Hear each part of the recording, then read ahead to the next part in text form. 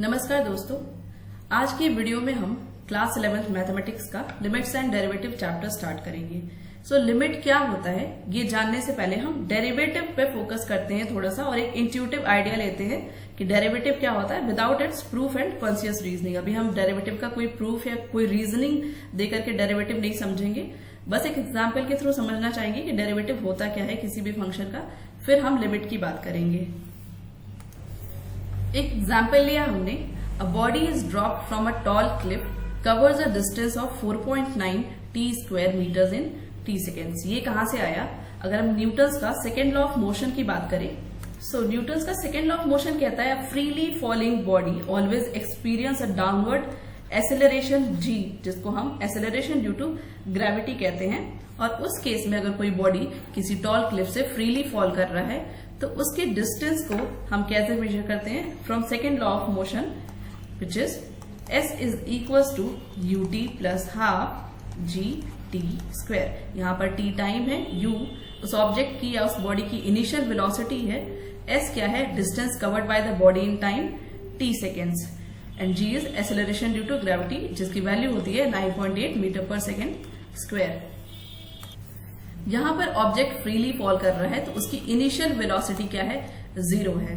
Initially उसको हमने drop नहीं किया, उस ग्रेविटेशनल फोर्स के अंडर नीचे फॉल कर रहा है, तो उसकी इनिशियल वेलोसिटी क्या है? 0 है। जब हम यहाँ पर u की वैल्यू 0 रखेंगे तो s की वैल्यू आ जाएगी 1/2, g की वैल्यू हमने रखा 9.8 एंड t स्क्वायर। यहां से s आ गया 4.9 t square which is this. अब हम जानते हैं कि जब कोई भी बॉडी फ्रीली फॉल करता है अंडर ग्रेविटी और उस पर acceleration due to gravity act कर रहा है डाउनवर्ड डायरेक्शन में because of earth's gravitational force, उस केस में उस ऑब्जेक्ट की वेलोसिटी क्या करेगी? इंक्रीज करेगी ग्रेजुअली। जैसे जैसे वो नीचे की तरफ आएगा, ऑब्जेक्ट अर्थ की तरफ आएगा, वैसे वैसे उसकी वेलोसिटी क्या करेगी? ऑब्जेक्ट की इंक्रीज करेगी। नाउ हमने उस ऑब्जेक्ट का, वो ऑब्जेक्ट जो कि फ्रीली फॉल कर रहा है under the action of gravitational force, उस ऑब्जेक्ट का वेरियस टाइम इंटरवल्स पे या वेरियस टाइम्स पे हमने डिस्टेंस कैलकुलेट किया using this formula s is equals to 4.9 t square. इस फॉर्मूले की हेल्प से हमने डिफरेंट टाइम इंटरवल्स पर या वेरियस टाइम इंटरवल्स पर हमने उस ऑब्जेक्ट के द्वारा डिस्टेंस कवर किया गया। यहाँ पे हमने निकाल के टेबल के फॉर्म में लिखा है, जो कि 0 सेकेंड पे 0 डिस्टेंस कवर्ड, 1 सेकेंड पे 4.9 metre distance covered by the object, and ऐसे ही 2 सेकेंड पे 19.6 metre distance covered by the object from the top of the cliff. Now हमारा ऑब्जेक्टिव है कि हमसे पूछा गया कि वेलोसिटी पता करो बॉडी की t is equal to 2 seconds पे। जब t is equal to 2 second time हो रहा था, उस टाइम पे उस ऑब्जेक्ट की वेलोसिटी क्या थी? डिस्टेंस नहीं, यहाँ पर हम वेलोसिटी पूछा जा रहा है। टेबल में टाइम और करस्पॉन्डिंग डिस्टेंस दे रखा है और हमसे कह रहा है कि t is equal to 2 seconds पे वेलोसिटी बताओ। नाउ क्योंकि object is falling is under gravitational force effect या फिर under the acceleration due to gravity, velocity यहाँ पर कंटिन्यूअसली इंक्रीज कर रही है। जैसे जैसे टाइम बढ़ रहा है, डिस्टेंस बढ़ रहा है, वैसे वैसे वेलोसिटी इंक्रीज कर रही है हर एक सेकेंड। हम यहाँ पर इंस्टेंटेनियस वैल्यू ना निकाल करके एवरेज वैल्यू निकालेंगे वेलोसिटी की, जो कि वेलोसिटी क्या होता है? डिस्प्लेसमेंट और टाइम का रेशियो।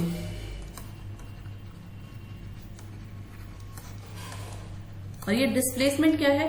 किसी दो पोजीशन के बीच में, किसी दो पोजीशंस के बीच का डिस्टेंस है। सपोज t1 टाइम है, t2 टाइम है, t1 से t2 टाइम तक के बीच में ऑब्जेक्ट जितना डिस्टेंस कवर करेगा वही क्या होगा? डिस्प्लेसमेंट होगा, विच इज पोजीशन का डिफरेंस है इस ऑब्जेक्ट की इन दोनों पोजीशंस पे। t1 टाइम पे ऑब्जेक्ट की जो पोजीशन है सपोज s1 है, t2 टाइम पे अगर s2 है, तो इन दोनों पोजीशंस के डिफरेंस का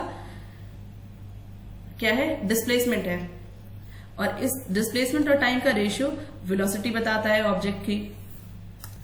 t is equal to 2 seconds पे हमें डिस्टेंस पता है, t is equal to 2 second पे ऑब्जेक्ट 19.6 मीटर तक की डिस्टेंस कवर कर चुका है। लेकिन इस t is equal to 2 exact time पे हमें उस ऑब्जेक्ट की वेलोसिटी निकालनी है। डिस्टेंस तो हमें यहाँ पर पता है कि उसने अभी तक में 19.6 मीटर डिस्टेंस कवर की है, बट इस मोमेंट पे t=2 सेकेंड्स पे उस ऑब्जेक्ट की वेलोसिटी क्या है ये हमें पता करना है। सो हम ये जानते हैं कि जैसे जैसे नीचे की तरफ आएगा ऑब्जेक्ट उसकी वेलोसिटी धीरे धीरे इंक्रीज करेगी। तो हम क्या करेंगे, पहले हम दो टाइम इंटरवल्स लेते हैं, दो टाइम्स लेते हैं, t=0 सेकेंड और t=2 सेकेंड, क्योंकि t=2 सेकेंड पे हमें वेलोसिटी चाहिए ऑब्जेक्ट की।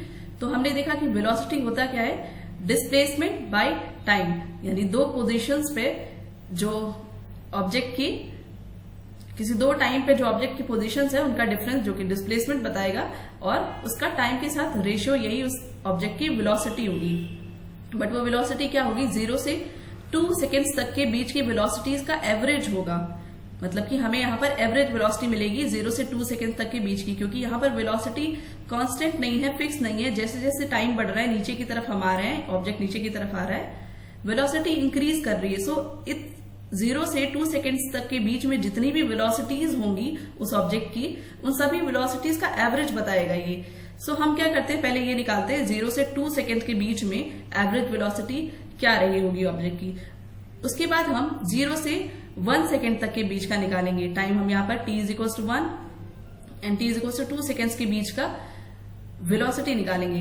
कैसे निकालेंगे, इस टाइम के करस्पॉन्डिंग जो डिस्टेंस है, इस टाइम के करस्पॉन्डिंग जो डिस्टेंस है, इन दोनों डिस्टेंस का सब्सट्रैक्शन लेंगे या डिफरेंस लेंगे जो कि डिस्प्लेसमेंट बताएगा इन दोनों पोजीशंस का, और उसको 2 - 1 इस टाइम से डिवाइड करेंगे। सो हमें इस टाइम ड्यूरेशन के बीच की ऑब्जेक्ट की वेलोसिटी मिलेगी जो कि एवरेज वेलोसिटी होगी। ऐसे ही हम टाइम ड्यूरेशन को धीरे धीरे शॉर्ट करते जाएंगे। ऊपर से जब हम नीचे की तरफ आएंगे तो हम देखेंगे इन दो टाइम इंटरवल्स के बीच का जो डिस्टेंस है, इन दो टाइम्स के बीच का जो इंटरवल है वो धीरे धीरे कम होता जा रहा है और हम 2 तक पहुंचते जा रहे हैं, जिस पर हमें एग्जैक्ट वेलोसिटी निकालनी है ऑब्जेक्ट की। सो इसको हम टेबुलर फॉर्म में लिख के देखते हैं। सो ये हमने टेबल फॉर्म किया है जिसमें हमने अलग अलग टाइम्स पर या अलग अलग टाइम इंटरवल के लिए करस्पॉन्डिंग एवरेज वेलोसिटीज निकाली है। ये एक टाइम इंटरवल के लिए हमने एवरेज वेलोसिटीज निकाली है। हमने क्या किया कि पहले टाइम लिया 2 सेकेंड्स और t=0 सेकेंड। सो 2 सेकेंड और 0 सेकेंड्स के बीच में जो डिस्टेंस कवर किया गया है ऑब्जेक्ट के द्वारा, उसके लिए हमने एवरेज वेलोसिटी निकाली। कैसे निकाली, distance travel between time t2=2 seconds and t1=0 seconds divided by the time interval t2 - t1। So t2 - t1 की वैल्यू तो हो जाएगी 2 - 0। ऊपर वाले टेबल से अगर हम देखेंगे तो t=2 सेकेंड्स पे डिस्टेंस थी 19.6 मीटर और t=0 सेकेंड पे डिस्टेंस थी 0 मीटर। सो इन दोनों डिस्टेंसेस का जब हम डिफरेंस लेंगे तो हमें डिस्प्लेसमेंट मिल जाएगा जो कि क्या होगा 19.6 - 0, यानी 0 से 2 सेकेंड्स तक के बीच में ऑब्जेक्ट जो डिस्टेंस ट्रेवल किया उसमें वेलोसिटीज तो चेंज होती रही, क्योंकि हमेशा वेलोसिटीज नीचे की तरफ जैसे ऑब्जेक्ट आ रहा है वेलोसिटी इंक्रीज कर रही है बिकॉज ऑफ ग्रेविटी। तो उन सभी वेलोसिटीज का जो एवरेज वेलोसिटी रहा होगा 0 से 2 सेकेंड्स के बीच में, वो यहां से निकल कर आएगा, वो क्या होगा 9.8 मीटर पर सेकेंड। ऐसे ही हम 1 सेकेंड से 2 सेकेंड्स तक के बीच में ऑब्जेक्ट जो डिस्टेंस ट्रेवल किया उसके लिए एवरेज वेलोसिटी निकालें तो क्या होगा, हम ऊपर वाले टेबल में अगर जाकर के देखेंगे तो t=1 पर डिस्टेंस थी 4.9 मीटर और t=2 पर डिस्टेंस थी 19.6 metre. So 19.6 metre minus 4.9 divided by time 2 second minus 1 second, और इसकी वैल्यू आ जाएगी 14.7 मीटर पर सेकेंड। सो 1 से 2 तक के टाइम ड्यूरेशन में, 1 सेकेंड से 2 सेकेंड तक के टाइम ड्यूरेशन में ऑब्जेक्ट जब नीचे की तरफ आ रहा था तो उसकी एवरेज वेलोसिटी थी 14.7 मीटर पर सेकेंड। तो हम देख रहे हैं कि जैसे जैसे हम नीचे की तरफ आ रहे हैं एवरेज वेलोसिटीज क्या हो रही है, इंक्रीज हो रही है, मतलब वेलोसिटी हो रही है इंक्रीज बिकॉज ऑफ ग्रेविटी। ये दोनों वैल्यूज हमने यहां पर लिख रखी है। वैसे ही हम 1.5 सेकेंड के लिए निकालेंगे। तो 1.5 सेकेंड के लिए कैसे निकालेंगे, 2 सेकेंड माइनस 1.5 सेकेंड, और इन दोनों टाइम ड्यूरेशन पर इन दोनों टाइम्स पर जो इंस्टेंट डिस्टेंस थी उन डिस्टेंस का सब्सट्रैक्शन लेंगे जो कि डिस्प्लेसमेंट बताएगा और उसको डिवाइड करेंगे टाइम ड्यूरेशन से, तो हमें उस ड्यूरेशन के लिए वेलोसिटी मिलेगी ये। तो जैसे जैसे हम नीचे की तरफ आ रहे हैं यानी कि 2 की तरफ आ रहे हैं, t इक्वल टू 2 सेकेंड्स पर, जिस पर हमें वैल्यू निकालनी है वेलोसिटी की, हम देख रहे हैं वेलोसिटी क्या हो रहा है, धीरे धीरे इंक्रीज कर रहा है। तो 2 सेकेंड्स पर हम धीरे धीरे अप्रोच कर रहे हैं ऊपर से, मतलब 0 से धीरे धीरे हम 2 सेकेंड की तरफ अप्रोच कर रहे हैं।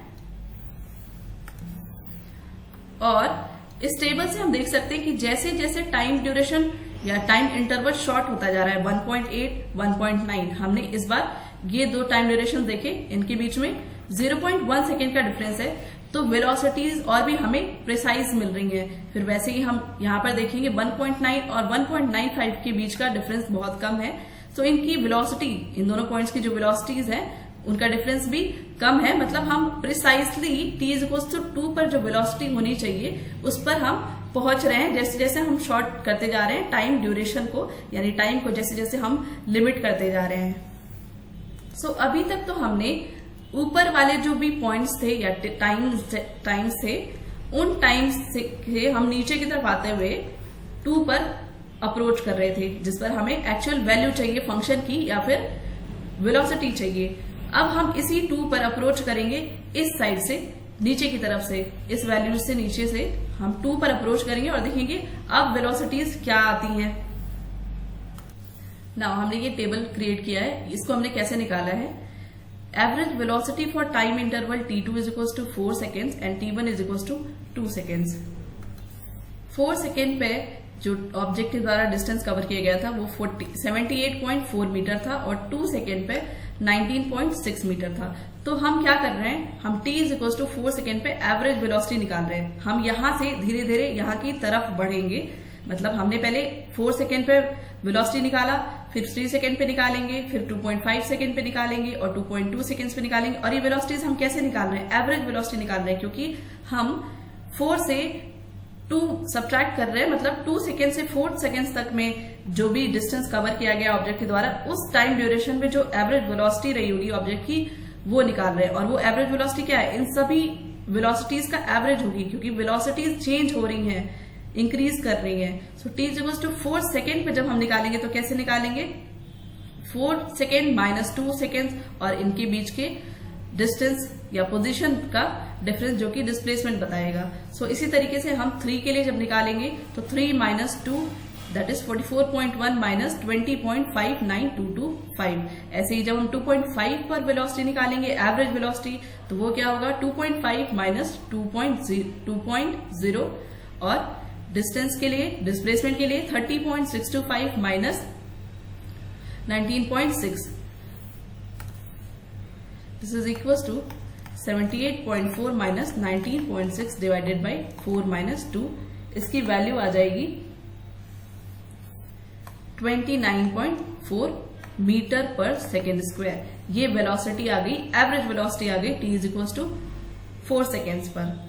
इसी तरीके से इस टेबल में हमने सारी वैल्यूज निकाली है और 2.01 तक निकाली है। 2 से जस्ट एक आगे टेबल में जो एक आगे नंबर दिया गया है, टाइम्स दिया गया है 2.01, इस वैल्यू तक हमने एवरेज वेलोसिटीज निकाली। सो 2.01 पर वैल्यू आई 19.649 मीटर पर सेकेंड स्क्वायर। सो अगर हम इस टेबल को कंपेयर करें इस टेबल से, और इन दोनों टेबल्स में क्या अंतर है, पहले वाले टेबल में यानी कि इसमें हम t is equal to 2 seconds पर पहुंच रहे हैं 0 से, 0, 1, 1.5, 1.8, 1.9, 1.95 एंड 1.99, इसके बाद 2 था। और इसके बाद वाले टेबल में हम 2 पर पहुंच रहे हैं नीचे से, यानी कि 4 से, 4, 3, 2.5, 2.2, 2.1 ऐसे करके 2.01 तक। बट हमने t is equal to 2 second पे एग्जैक्ट वैल्यू नहीं निकाली, क्योंकि हमें अभी डेरिवेटिव नहीं पता है कि हमें उसे डिफरेंशिएट करने के बाद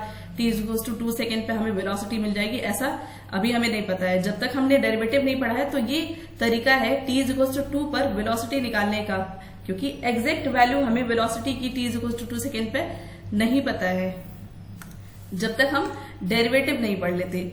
सो ये हमने इस तरीके से t is equal to 2 point पर अप्रोच करने का कोशिश किया।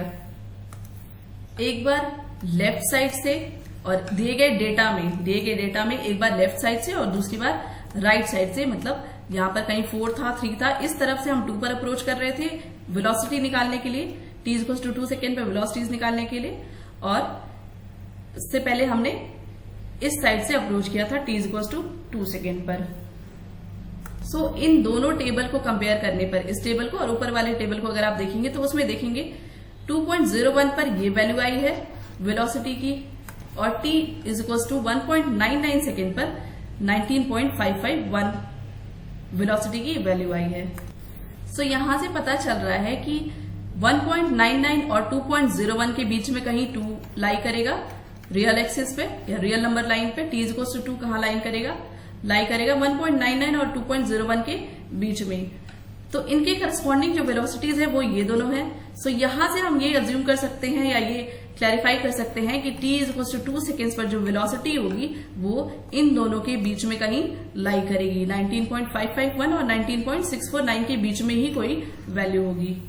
तो जैसे जैसे हमने इंटरवल, जिस इंटरवल की हम स्टडी कर रहे हैं, जिस टाइम इंटरवल की, उस टाइम इंटरवल को जैसे जैसे हम शॉर्ट करते गए वैसे वैसे हम प्रिसाइसली जिस पॉइंट पे हमें फंक्शन की वैल्यू चाहिए उस वैल्यू तक पहुंचते गए। जैसे कि आप यहां से देख सकते हैं 4 और 3 के बीच में टाइम ड्यूरेशन या टाइम गैप या टाइम इंटरवल ज्यादा है, तो यहां पर उनके करस्पॉन्डिंग वेलोसिटीज में भी डिफरेंस ज्यादा दिख रहा है। यानी कि हम एग्जैक्ट इससे नहीं बता सकते हैं कि t = 2 सेकेंड्स पे क्या वेलोसिटी हमें मिलेगी, बट जैसे जैसे हम इस टाइम ड्यूरेशन को छोटा करते जा रहे हैं, t = 2.01 पे जब हम देख रहे हैं तो वैल्यू क्या आ रही है 19.649, और t = 1.99 पे वैल्यू क्या आई थी 19.551। तो जैसे जैसे हम टाइम ड्यूरेशन छोटा करते गए, मतलब 2 के जितने नजदीक पहुंचते गए, जैसे जैसे हम 2 के जितने नजदीक पहुंचते गए 4 2 से दूर है, इसलिए t = 2.01 पे जो वैल्यू है ये और t = 4 पे जो वैल्यू है वेलोसिटी की, ये इन दोनों में काफी डिफरेंस है। मतलब अगर हम ये देखें कि 4 पे जो वेलोसिटी आ रही है क्या वो 2 पे जो वेलोसिटी होगी उसके आसपास होगी, तो काफी डिफरेंस है। ऐसा नहीं कि आसपास है, काफी डिफरेंस है, मतलब प्रिसाइज वैल्यू नहीं मिलेगी हमें। मतलब कि इंटरवल्स को जैसे जैसे हम शॉर्ट करते गए, इन दोनों टाइम्स के बीच में इंटरवल 0.5 का है, इनके बीच में 0.3 का है। तो जैसे जैसे इंटरवल शॉर्ट होता गया इनके बीच में 0.1 का है। तो जैसे जैसे इंटरवल शॉर्ट होता गया वैसे वैसे हमें प्रिसाइज वैल्यू मिलने लगी उस टाइम पर जिस टाइम पर हमें चाहिए वैल्यू। सो हमने देखा कि दोनों ही तरफ से जब हम 2 को अप्रोच कर रहे हैं, इस 2 को t = 2 सेकेंड्स को हम दोनों ही तरफ से अप्रोच कर रहे हैं, इधर से 0 की तरफ से और इधर से 4 की तरफ से हम अप्रोच कर रहे हैं, तो दोनों ही लिमिट कर रही हैं एक कॉमन पॉइंट को, या फिर दोनों ही अप्रोच कर रही हैं एक कॉमन लिमिट को कि इससे और इससे इन दोनों के बीच में ही कहीं t = 2 पे वेलोसिटी हमें मिलेगी। मतलब 19.551 और 19.649 के बीच में ही हमें कहीं t = 2 सेकेंड पे वेलोसिटी मिलेगी। सो टेक्निकली हम कह सकते हैं कि t = 2 सेकेंड पे जो इंस्टेंटेनियस वेलोसिटी रही होगी, मतलब कुछ क्षण के लिए उस t = 2 सेकेंड पर उस क्षण के लिए जो वेलोसिटी रही होगी ऑब्जेक्ट की, वो इन्हीं दो वैल्यूज के बीच में कहीं लाई करेगी, क्योंकि वेलोसिटी तो उसके जस्ट बाद वाले टाइम में अगर हम देखेंगे तो वो इंक्रीज कर जाएगी बिकॉज ऑफ ग्रेविटेशनल इफेक्ट। सो उस क्षण की जो वेलोसिटी रही होगी उस मोमेंट की या उस इंस्टेंट की, वो इन दोनों वैल्यूज के बीच में कहीं लाई करेगी। सो हमने क्या करा अभी तक में, हमने उस ऑब्जेक्ट की किसी एक वैल्यू पे वेलोसिटी निकालनी थी, तो इस तरीके से निकाला कि एक टेबल बनाया, उस टेबल में हमें जिस वैल्यू पे पहुंचना था उस वैल्यू पे हम दोनों साइड से पहुंचे और हमने एक अनुमान लगाया कि इनके बीच में इसकी वैल्यू कुछ हो सकती है। और हम जानते हैं कि वेलोसिटी क्या है, अभी हमने वेलोसिटीज ही तो निकाला, तो वेलोसिटी क्या है, rate of change of displacement, और इस टेबल में हमने यही तो निकाला, rate of change of the distance at a given instant of time. तो क्या हम कह सकते हैं कि जो डिस्टेंस फंक्शन है जो कि s = 4.9 t² है, ये एक डिस्टेंस फंक्शन है और ये फंक्शन किस पर डिपेंड करता है, टाइम पर।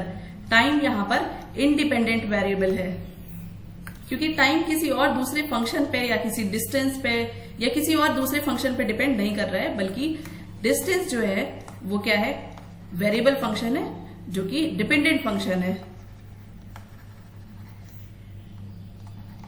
या डिपेंडेंट वेरिएबल है। सो डिस्टेंस यहाँ टाइम का फंक्शन है, तो हम कह सकते हैं कि इस डिस्टेंस फंक्शन का जो डेरिवेटिव होगा, इस डिस्टेंस फंक्शन का जो डेरिवेटिव होगा, जो कि क्या होता है, rate of change of displacement है, वो किस पे डिपेंड करेगा, वो क्या होगा, t इक्वल्स टू 2 सेकेंड्स पर 19.551 और 19.649 के बीच में कहीं लाई करेगा। हमने कहा कि इस डिस्टेंस फंक्शन का derivative t equals to 2 seconds पर 19.551 और 19.649 के बीच में ही कहीं लाई करेगा। तो इस तरीके से हमने इस फंक्शन का डेरिवेटिव निकाला। ये तो एक तरीका था। दूसरा एक तरीका हो सकता है कि हम ग्राफ प्लॉट करके निकालें। एक्स एक्सिस पे हम हमेशा इंडिपेंडेंट वेरिएबल को लेकर के चलते हैं। एक्स एक्सिस पे हमेशा इंडिपेंडेंट वेरिएबल होता है और वाई एक्सिस पे हमेशा डिपेंडेंट वेरिएबल होता है। तो यहाँ पर इंडिपेंडेंट वेरिएबल टाइम है, सो हमने एक्स एक्सिस पे टाइम लिया, सो इसको हमने नाम दिया टाइम एक्सिस, और वाई एक्सिस को हम नाम देंगे डिस्टेंस एक्सिस। ये ग्राफ है उस ऑब्जेक्ट के द्वारा जो अलग अलग टाइम्स पर डिस्टेंसेस कवर किए गए हैं, जो डाटा हमें टेबल में दिया था, उस डाटा की हेल्प से हमने ये ग्राफ ड्रॉ किया, जिसमें दे रखा था कि t is equal to 0 second पे distance covered is 0 and t is equal to 1 second पे डिस्टेंस कवर इज, यहाँ पर t इज इक्वल टू 1 है, डिस्टेंस कवर इज 4.9 समथिंग, यहाँ पर हमने 4.9 ले लिया। फिर ऐसे ही 1.5 सेकेंड पे डिस्टेंस कवर्ड इज 11.025। तो इस वैल्यूज से हमने ग्राफ ड्रॉ किया इन सारे पॉइंट्स को लेकर के।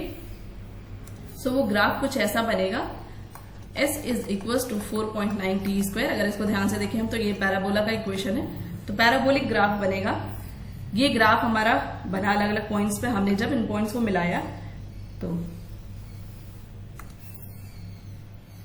हमने 3 पॉइंट्स ले लिए। एक पॉइंट ले लिया a जो t इज इक्वल टू 2 पर है, दूसरा एक पॉइंट ले लिया हमने कहीं b, और यहाँ पर ये b1 है, ये b2 पॉइंट है। ठीक, इनके करस्पॉन्डिंग पॉइंट्स जो एक्स एक्सिस पे होंगे या टाइम एक्सिस पे होंगे, उसको हमने नाम दे दिया 2 इज, यहाँ पर टाइम लिया हमने 2 प्लस t1 और ये लिया 2 प्लस t2। ठीक है, मतलब 2 में t1 टाइम और हमने एडअप किया तो हम इस पॉइंट पर पहुंचे, और t2 टाइम एडअप किया तो इस पॉइंट पर पहुंचे। Now we very well know that the rate of change of displacement gives velocity, या फिर उस कर्व पे अगर हम टेंजेंट ड्रॉ करते हैं और उस टेंजेंट पे हम किसी एक पॉइंट पर वेलोसिटी की वैल्यू निकालते हैं, तो वो पॉइंट पे वेलोसिटी की वैल्यू क्या बताती है, उस पॉइंट पे इस कर्व का स्लोप बताता है। इस ग्राफ से भी हम ये समझाने की कोशिश कर रहे हैं कि जैसे जैसे हम ये टाइम इंटरवल, जैसे कि 2 और 2 प्लस t1 में टाइम इंटरवल इतना है, और 2 एंड 2 प्लस t2 में टाइम इंटरवल कितना है, इतना है। तो जैसे जैसे हम इस टाइम इंटरवल को शॉर्ट करते जा रहे हैं, मतलब हम इधर से 2 की तरफ अप्रोच कर रहे हैं, और टाइम इंटरवल जो है वो 0 होता जा रहा है, मतलब 0 को टेंड कर रहा है। मतलब इन दोनों पॉइंट्स के बीच में जो डिस्टेंस है, टाइम है, इंटरवल है, टाइम इंटरवल, वो धीरे धीरे शॉर्ट होते होते 0 को अप्रोच कर रहा है। मतलब we are approaching towards the point 2। तो जैसे जैसे हम 2 की तरफ अप्रोच कर रहे हैं, वैसे वैसे जो एवरेज वेलोसिटी है वो भी t इज इक्वल टू 2 पर, precisely t is equal to 2 पर जो वैल्यू होनी चाहिए उसकी तरफ अप्रोच कर रहा है। t is equal to 2 point पर या a पॉइंट पर अगर हम एक टेंजेंट ड्रॉ करें, तो इस पॉइंट पर जो वैल्यू होगी, rate of change of distance का या डिस्प्लेसमेंट का जो वैल्यू होगी, वो इस पॉइंट पे वेलोसिटी बताएगा, और वही इस पॉइंट पे स्लोप बताएगा इस कर्व का। सो हम जैसे कि हमने टेबुलर फॉर्म में जब बनाया था तो धीरे धीरे हम t इक्वल टू 2 टाइम को अप्रोच कर रहे थे, वैसे ही यहाँ पर ग्राफ में भी हमने 3 पॉइंट्स ले लिए, a b1 and a b2। So c1 b1 by a c1। c1 b1 क्या है, b1 पॉइंट पे और c1 पॉइंट पे जो करस्पॉन्डिंग डिस्टेंसेज हैं, इन दोनों जो पोजीशंस हैं, इन दोनों पोजीशंस का डिफरेंस है, जो कि डिस्प्लेसमेंट बताएगा किस टाइम के लिए, a c1 मतलब इन दोनों टाइम्स के करस्पॉन्डिंग। सो इन दोनों का रेशियो जो होगा वो क्या बताएगा, इतने टाइम ड्यूरेशन के लिए एवरेज वेलोसिटी बताएगा। मतलब कि 2 और 2 प्लस T1 के बीच में जो टाइम ड्यूरेशन है, इस टाइम ड्यूरेशन के लिए ये टर्म क्या बताएगा, एवरेज वेलोसिटी बताएगा ऑब्जेक्ट की। ठीक वैसे ही C2 B2 बाई AC2 ये भी क्या बताएगा, इन दोनों पॉइंट्स के करस्पॉन्डिंग जो पोजीशंस हैं या डिस्टेंसेज हैं उनका जो डिफरेंस होगा जो कि डिस्प्लेसमेंट बताएगा, and divided by time duration 2 और 2 प्लस T2 का डिफरेंस। सो ये क्या बताएगा, 2 से 2 प्लस T2 तक के बीच में जो टाइम ड्यूरेशन है, उस टाइम ड्यूरेशन के लिए ऑब्जेक्ट की वेलोसिटी क्या रही होगी, मतलब एवरेज वेलोसिटी क्या रही होगी, वो बताएगा ये टर्म। इस तरीके से धीरे धीरे हम इस इंटरवल को शॉर्ट करते जाएंगे। इसके बाद नेक्स्ट पॉइंट हम यहां कहीं ले लेंगे जो कि 2 प्लस T3 होगा, और यहां पर C3 होगा, और यहां पर कहीं हमने पॉइंट लिया कर्व पर B3, तो हमें मिल जाएगा C3 B3 बाई AC3। तो हम धीरे धीरे इंटरवल्स को शॉर्ट करते जा रहे हैं और t=2 पॉइंट पर ग्राफिकली पहुंच रहे हैं, जिससे कि हमें t=2 पर एग्जैक्ट वैल्यू मिल जाए, या t=2 पर क्या वैल्यू होनी चाहिए फंक्शन की, या वेलोसिटी क्या होनी चाहिए, या फिर हम बोले कि इस कर्व का स्लोप क्या होना चाहिए, इस कर्व का जो टेंजेंट है इस पॉइंट पर उसका स्लोप क्या होना चाहिए, ये मिल जाएगा। सो हम कह सकते हैं कि जैसे जैसे C1 B1 बाई AC1, फिर हमने लिया next C2 B2 by AC2, ये सारी क्या है, एवरेज वेलोसिटीज हैं, and C3 B3 by AC3। ऐसे ही जैसे जैसे हम इंटरवल्स को शॉर्ट करते करते t=2 टाइम की तरफ बढ़ेंगे, तो उस पॉइंट पर जो एवरेज वेलोसिटी आएगी वो क्या होगी, इस कर्व के स्लोप के, इस कर्व के टेंजेंट के स्लोप होगी। मतलब A पॉइंट पर t=2 पॉइंट पर कर्व का जो टेंजेंट होगा उस टेंजेंट का स्लोप मिल जाएगा हमें, और वही क्या होगी, उस पॉइंट की वेलोसिटी होगी। सो हम कह सकते हैं कि t=2 पर vt यानी कि इस बॉडी की इंस्टेंटेनियस वेलोसिटी जो होगी वो किसके इक्वल होगी, slope of the tangent of the curve की, और वो कर्व क्या है, s=4.9 t²। एक बार फिर से देख लेते हैं फॉर क्लियर कंसेप्ट। ये t=2 टाइम है, यहां पर हमें ऑब्जेक्ट की वेलोसिटी चाहिए। तो हमने देखा कि जो वेलोसिटी होती है वो rate of change of displacement होती है, और उसी को हम डेरिवेटिव कहते हैं, फंक्शन का डेरिवेटिव कहते हैं। और हमने एक और चीज क्या देखी, वो तो हमने टेबुलर फॉर्म से देखा कि उसी को हम फंक्शन का डेरिवेटिव कहते हैं। नेक्स्ट जब हमने ग्राफिकली इसको ड्रॉ किया पॉइंट्स को, तब हमने देखा कि हम यहाँ पर कहीं पॉइंट लेते हैं, इन दोनों पॉइंट्स का डिफरेंस लेते हैं और वेलोसिटीज निकालते हैं, एवरेज वेलोसिटीज। फिर इस ड्यूरेशन को, इस टाइम ड्यूरेशन को, ये वाला टाइम ड्यूरेशन, ये टाइम ड्यूरेशन जिसको हम शॉर्ट करते जाते हैं, उसके लिए हमने यहाँ पर कहीं पॉइंट लिया, ये फिर ये टाइम ड्यूरेशन शॉर्ट हो गया। ऐसे ऐसे टाइम ड्यूरेशन जैसे जैसे शॉर्ट होगा, जैसे जैसे शॉर्ट होगा, क्या हम इस 2 पॉइंट के बिल्कुल पास आ जाएंगे, या फिर हम ये बोले इस 2 पॉइंट पर आ जाएंगे। तो इस 2 पॉइंट पर जो वैल्यू होगी वो क्या बताएगी, इस फंक्शन पे, इस फंक्शन के कर्व का इस पॉइंट पर जो टेंजेंट होगा उस टेंजेंट का स्लोप बताएगा। क्योंकि इस पॉइंट पे जो टेंजेंट होगा, सपोज ये है, जो इस कर्व को किसी एक पॉइंट पे टच करता है, जो इस पॉइंट पर, A पॉइंट पर इस कर्व का टेंजेंट होगा, वो इस पॉइंट को, सॉरी इस कर्व को सिर्फ A पॉइंट पर ही टच करेगा। तो जैसे जैसे इस लाइन को या इस टाइम ड्यूरेशन को छोटा करते करते हम इस पॉइंट A पर आ जाएंगे, तो मतलब हमने क्या किया, एक तरीके से इस टेंजेंट को शॉर्ट करके एक बिंदु में ला दिया। मतलब कि अगर हम अज्यूम करें तो कुछ ऐसा ही हुआ, यानी कि उस पॉइंट पे हमें t की वैल्यू मिल गई, और उस पॉइंट पे जो t की वैल्यू होती है, यानी कि इस टेंजेंट, ये टेंजेंट जो है इस कर्व को जिस पॉइंट पे टच करता है, उस पॉइंट पे जो फंक्शन की वैल्यू होती है वही स्लोप होती है इस फंक्शन की या इस कर्व की। सो हमने 2 चीजें देख ली, एक तो हमने देखा कि डेरिवेटिव भी निकल कर आया, जो हमें समझ में आया कि कैसे डेरिवेटिव निकलता है। दूसरा हमने देखा कि इसी को हम स्लोप भी कहते हैं। ग्राफिकली हमने स्टडी किया तो स्लोप भी मिल गया। नाउ ये तो था स्टार्टिंग, एक इंट्यूटिव आइडिया था डेरिवेटिव्स का, जिससे कि हमें पता लगे कि हम लिमिट पढ़ क्यों रहे हैं। नाउ आते हैं लिमिट पे, कंसेप्ट ऑफ लिमिट। सो अभी तक हमने जो पढ़ा उससे हम ये बता सकते हैं कि लिमिट क्या होता है और लिमिट बताता क्या है। So a limit tells us the value that a function approaches as that function's input gate closer to some number.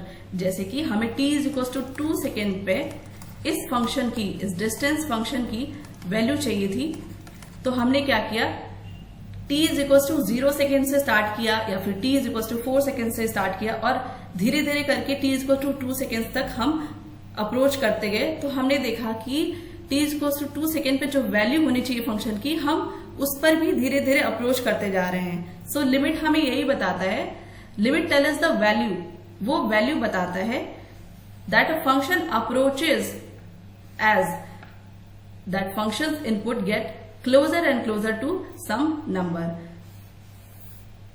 Limit का इतना इंपॉर्टेंस क्यों है?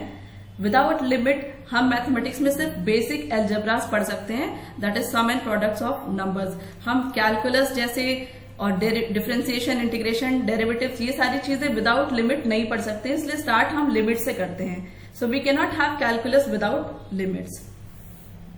एक्चुअली लिमिट क्या बताता है कि किसी पॉइंट के अराउंड या कोई स्पेसिफिक पॉइंट है, सपोज पहले वाले एग्जाम्पल के केस में हमें t इज इक्वल टू 2 पर इस फंक्शन का, इस डिस्टेंस फंक्शन का बिहेवियर जानना था कि इस फंक्शन की वैल्यू क्या होगी, कितनी होगी। ये बिहेवियर जानने के लिए हमने लिमिट का यूज किया। मतलब लिमिट हम इसीलिए यूज करते हैं कि किसी एक स्पेसिफिक पॉइंट के अराउंड या किसी एक स्पेसिफिक पॉइंट पर या किसी एक स्पेसिफिक पॉइंट के अराउंड हम इस फंक्शन की वैल्यू या उसका बिहेवियर, इस फंक्शन का नेचर पढ़ पाए, जान पाए। मतलब कि अगर हम बोले कि t is equal to 2 seconds पर हम इस फंक्शन का लिमिट देखना चाहते हैं या लिमिट लेना चाहते हैं, तो हम ये कह रहे हैं कि क्या t is equal to 2 second पर इस फंक्शन की कोई वैल्यू होगी, क्या t is equal to 2 second पर ये फंक्शन अप्रोच करेगा किसी एक पर्टिकुलर फिक्स्ड वैल्यू पे या नहीं। यही जानने के लिए हम लिमिट पढ़ते हैं। लिमिट आया क्यों, लिमिट की जरूरत क्यों पड़ी? क्योंकि मैथमेटिक्स में ऐसे बहुत सारे फंक्शंस हैं या बहुत सारे आपको फंक्शंस मिलेंगे जिस पर जो किसी एक पर्टिकुलर पॉइंट पे डिफाइंड नहीं है या किसी एक रेंज ऑफ वैल्यूज पे डिफाइंड नहीं होती हैं। सो ऐसे फंक्शंस को पढ़ने के लिए, उनको डिस्क्राइब करने के लिए, उनको डिफाइन करने के लिए हमें लिमिट की जरूरत पड़ती है। एग्जाम्पल के लिए एक फंक्शन है f of x, function of x given by the expression x³ plus 3 by x minus 3। ये एक फंक्शन है। इस फंक्शन का बिहेवियर हम देखना चाहते हैं at x is equal to 3। मतलब इस फंक्शन की कोई वैल्यू एग्जिस्ट करती है या नहीं करती है, ये फंक्शन कैसा है, ये फंक्शन उस पॉइंट पे, इस स्पेसिफिक पॉइंट, पर्टिकुलर पॉइंट पे डिफाइन है या नहीं है। तो इसके लिए क्या करेंगे, इसके लिए हम लिमिट यूज करते हैं। क्यों यूज करते हैं? क्योंकि अगर हम यहां पर देखें, हमें इस फंक्शन की वैल्यू चाहिए at x is equal to 3 पे। So f of 3 is equal to, हमने यहां पर 3 सब्स्टिट्यूट किया तो हमें वैल्यू मिलेगी 27 plus 3 divided by 3 minus 3 which come out to be 30 by 0। अब किसी भी नंबर को हम 0 से डिवाइड करते हैं तो हम कहते हैं कि वो इन्फिनिटी आता है, मतलब ये डिफाइंड नहीं है, दिस इज अनडिफाइंड। सो ऐसे फंक्शन की अगर हमें वैल्यू निकालनी हो x इज इक्वल टू 3 पे, तो क्या एक पर्टिकुलर वैल्यू मिलेगी इस फंक्शन की, मतलब ये फंक्शन एग्जिस्ट करता है x इज इक्वल टू 3 पर या नहीं। एक और एग्जाम्पल लेते हैं, f of x is equal to x square minus 9 by x minus 3। Suppose I ask you to find out the value of this function at x is equal to 3, मतलब इस function की value क्या होनी चाहिए x is equal to 3 पे, ये निकालना है। तो हमने f इज इक्वल टू 3 पर वैल्यू निकालने के लिए क्या किया, x की जगह पे 3 पुट किया। So 9 minus 9 by 3 minus 3 and it come out to be 0 by 0। ये क्या आ गया, this is undefined, this is an indeterminate form. ये अनडिफाइंड है। 0 by 0 is not equal to 0, 0 by 0 0 के इक्वल नहीं होता है, ना ही ये इन्फिनिटी के इक्वल होता है। ये एक अनडिफाइंड नंबर है, ना तो ये रियल नंबर है, this is not a real number, मतलब ये रियल लाइन पर कहीं एग्जिस्ट नहीं करता है ये नंबर। तो हम कह सकते हैं कि एफ एक्स पे जो वैल्यू आई है f=3 पर, ये वैल्यू तो डिफाइंड ही नहीं है, ये वैल्यू एग्जिस्ट ही नहीं करती है, तो क्या ये फंक्शन एग्जिस्ट नहीं करता इस पॉइंट पर? तो ऐसी वैल्यूज को निकालने के लिए या ऐसे फंक्शंस को सॉल्व करने के लिए पहले हम इसको मॉडिफाई कर लेते हैं या सिंप्लीफाई कर लेते हैं। हमेशा ध्यान रखेंगे ऐसे किसी फंक्शन को या कोई भी फंक्शन दिया रहेगा तो उसको हम पहले सिंप्लीफाई करके शॉर्टेस्ट फॉर्म में लेकर के आएंगे। तो इसको हम लिख सकते हैं x+3 x-3 एंड यहाँ पे x-3। तो अब ये फंक्शन हो गया x+3। नाउ अब हमें x+3 जो कि फंक्शन आ गया, इस फंक्शन में हमें x=3 के वैल्यू निकालनी है, इस फंक्शन की वैल्यू निकालनी है x=3 पर। तो सिंपली हम यहाँ पर 3 पुट कर देंगे तो फंक्शन की वैल्यू आ जाएगी 6। सो ये ध्यान रखना है, जब भी इस तरह का फॉर्म दिया रहेगा तो हम उसको सिंप्लीफाई करेंगे, ठीक। सो हम लिमिट यूज क्यों करते हैं? क्योंकि हम किसी पॉइंट पर, मतलब कि किसी दिए गए फंक्शन में कोई एक पॉइंट है जिस पॉइंट पर वो फंक्शन डिफाइंड नहीं है, या कोई रेंज ऑफ वैल्यूज हो सकती है जिन रेंज ऑफ वैल्यूज पर वो फंक्शन डिफाइंड नहीं है, तो उस वैल्यूज के इमीडिएट नेबरहुड में, जो जैसे कि सपोज ये x=0 पॉइंट पे कोई फंक्शन है वो डिफाइंड नहीं है, तो उस फंक्शन के लिए हम x=0 पे वैल्यू तो निकाल नहीं सकते क्योंकि फंक्शन डिफाइंड नहीं है, बट हम ये कर सकते हैं कि इसके आसपास के वैल्यूज में, इसके x=0 के आसपास जो वैल्यूज हैं, इन वैल्यूज पे फंक्शन का बिहेवियर पढ़ सकते हैं, बिहेवियर जान सकते हैं, ठीक। इस अनडिफाइंड पॉइंट के नेबरहुड, इमीडिएट नेबरहुड पॉइंट्स है, उन पॉइंट्स पर हम फंक्शन का बिहेवियर जान करके ये कुछ हद तक पता कर सकते हैं कि x=0 पर वैल्यू फंक्शन की क्या होनी चाहिए, क्योंकि इस फंक्शन से तो x=0 पर वैल्यू डिफाइंड नहीं हो पा रही है। रियल लाइफ एग्जाम्पल में अगर हम देखना चाहें कि एक्चुअल लिमिट होता क्या है, तो जैसे कि सपोज हम किसी पॉइंट ऑब्जेक्ट को रियल लाइफ में, सपोज एक निडल है, उसको अगर हम देखना चाहते हैं काफी ऊंचाई से, काफी हाइट से, और उसको देखने के लिए हम अपने आई बॉल के मूवमेंट को एडजस्ट करते हैं कि इस ऑब्जेक्ट को हम देख पाए, इस ऑब्जेक्ट को देख पाए, इसके लिए हम अपने आई बॉल के मूवमेंट को एडजस्ट करते हैं, उसको लिमिट करते हैं कि इतनी ही डिस्टेंस में ध्यान से देखना है, फोकस करना है, तब हम इस ऑब्जेक्ट को देख पाएंगे। कुछ वैसा ही लिमिट का भी कॉन्सेप्ट है मैथमेटिक्स में, कि अगर कोई फंक्शन है जो कि मतलब कुछ इम्पॉसिबल प्रॉब्लम्स है, जो जैसे कि कोई नंबर है divided by 0, divided by infinity, तो इन सब में हम लिमिट का यूज करते हैं उसको एनालाइज करने के लिए, उसको जूम आउट करके स्टडी करने के लिए। सो हम कह सकते हैं कि in mathematics, in mathematical concept, limit is based on the idea of closeness, used primarily to assign values to certain functions at points where no values are defined, जहां पर उस function की value defined नहीं है, in such a way that has to be consistent with the nearby values। मतलब उस function पे, उस point पे, उस function के उस point पे value जहां पे defined नहीं है वो function, हम उसके nearby values से consistent एक value निकाल सकते हैं कि हाँ ये value होनी चाहिए इस पॉइंट पर, इस फंक्शन की। So the value that is being approached is called the limit. मतलब कि सपोज कोई एक ऐसा फंक्शन है जो t=5 सेकेंड पर डिफाइंड नहीं है, सपोज कि कोई फंक्शन है वो t=5 सेकेंड पर डिफाइंड नहीं है, और हमें t=5 सेकेंड पे उस फंक्शन की लिमिट पता करनी है। मतलब हम इस फंक्शन के नियर बाई किसी वैल्यू को पता करना चाहते हैं, इस फंक्शन के इस पॉइंट के नियर बाई या नेबरहुड या इमीडिएट नेबरहुड में किसी पॉइंट पे वैल्यूज पता करना चाहते हैं कि एक मैक्सिमम लिमिट, मतलब एक लिमिट पता करना चाहते हैं कि हाँ ये वैल्यू हो सकती है। हम इसके क्लोजेस्ट जाकर के, इसके क्लोजर, मोर क्लोजर जाएंगे, लेकिन इस पॉइंट तक नहीं पहुंच पाएंगे क्योंकि इस पॉइंट पे फंक्शन डिफाइंड नहीं है। सो इस पॉइंट पे डायरेक्ट हम फंक्शन की वैल्यू नहीं निकाल पाएंगे, ना तो हम इस पॉइंट पर कभी पहुंच पाएंगे। हम इस पॉइंट के बिल्कुल पास पहुंच करके उस फंक्शन की वैल्यू निकाल सकते हैं कि हाँ ये वैल्यू हो सकती है इस पॉइंट पर, बट इस पॉइंट पर एग्जैक्ट वैल्यू हम नहीं निकाल सकते क्योंकि इस एग्जैक्ट पॉइंट पर हम रीच ही नहीं कर पाएंगे क्योंकि फंक्शन डिफाइंड ही नहीं है उस पॉइंट पर, और फंक्शन के थ्रू ही हम इस पॉइंट पर जाएंगे। तो जब इस पॉइंट पर फंक्शन डिफाइंड नहीं है तो इस पॉइंट पर हम कभी अप्रोच नहीं कर पाएंगे, तो इसकी वैल्यू नहीं निकाल पाएंगे। तो हम क्या करेंगे, इसके इमीडिएट नेबरहुड पॉइंट्स जो होंगे उन पर वैल्यूज निकाल लेंगे जहां पर फंक्शन ऑलरेडी डिफाइंड है, और हम कुछ अनुमान लगा लेंगे कि कुछ हद तक ये वैल्यूज पॉसिबल हो सकती हैं इस पॉइंट पर। So we can say that limit describe how a function behaves near a point instead of at that point.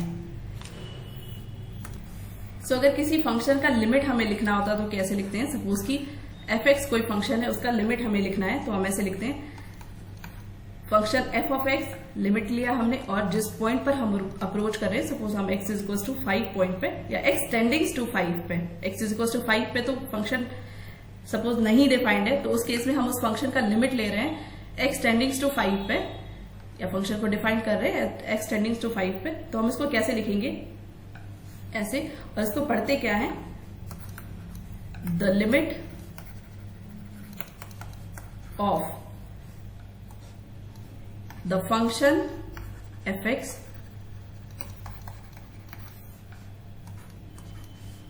As x approaches 5। तो हम इसको कैसे पढ़ेंगे?